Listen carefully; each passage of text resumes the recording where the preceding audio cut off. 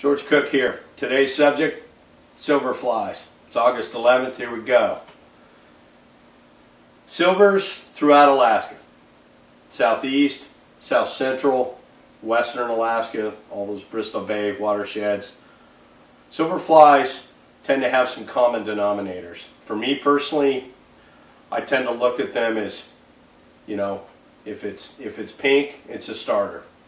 Silvers are suckers for pink flies, so are chum salmon for that matter. And one of the all-time favorites is a good old starlight leech. Just a good old starlight leech, size 1 or size 2, is a traditional fly for silvers. There's a lot of stuff that comes in pink. The old Deuce Wigelow, this is a good one. This fly is a really nice silver fly, super good for steelhead too. Maybe bank that thought, okay? No fly box is not complete without some Dalai Lamas, and there's a host of colors that feature pink. Pink and white, pink purple.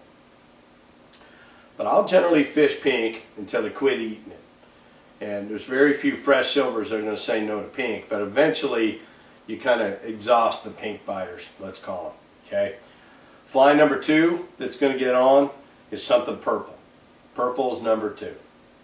Could be that starlight leech. Here's a hairball leech, the Aleutian Queen, which is a purple and pink.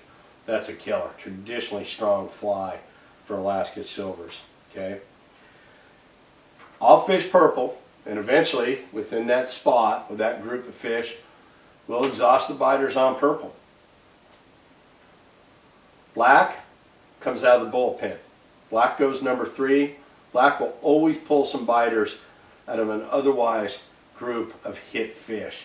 Black will pull the last of your biters, okay? It will. And I'll fish black, and then at that point, it's time to round them up and go find some more. Now, if I find water that's favorable, soft water, frog water, silvers like those little slough pull-offs, and sometimes back in those sloughs that are almost like ponds. If you want to fish a floating fly like a wog or a popper, and here's a classic popper, this is the way to go in those conditions.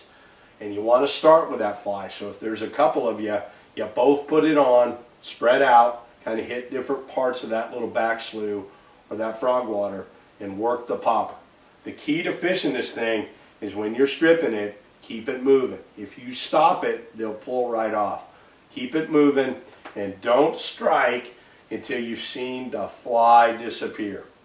When you first learn to do this, you see that fish come up on the upswing, just like a dry fly, and you go, ah, and fly comes flying back from you. Let the fish come up, let him go down, fly disappears, then you strike, okay? So say there's 30 silvers laying in a back slough. Now there's probably 3, maybe 6 of them that'll play this game. Oop, trespasser there. That'll play this game, come up on the surface and chase this thing down. But of that, you're going to have some action, and then it's time to get back onto those sinking flies that we discussed earlier. Now, in some regions here in Alaska, pink actually plays second fiddle to chartreuse, particularly in south central and southeast Alaska. Chartreuse is often the better silver color, and there's a lot of killer flies for that. One of the real favorites here in Alaska fly fishing goods is the old bow dangles. And this is a rubber leg marabou critter that's just got all the right ingredients, including flash. This is a killer on silvers, and at times and places even kings. The old bow dangles is on a jig hook, and everything goes better with the jig. So you can get these in pink and in chartreuse. There's a good old Dalai Lama. Chartreuse white, size 6, very castable. And then here's a custom starlight leech that the boys here at the store have in chartreuse white. Fabulous fly, great action, long time performer. Okay? Well, as you can see by my box, I'm ready to get it going, and get it going is going to be here soon. Have a great adventure wherever it takes you.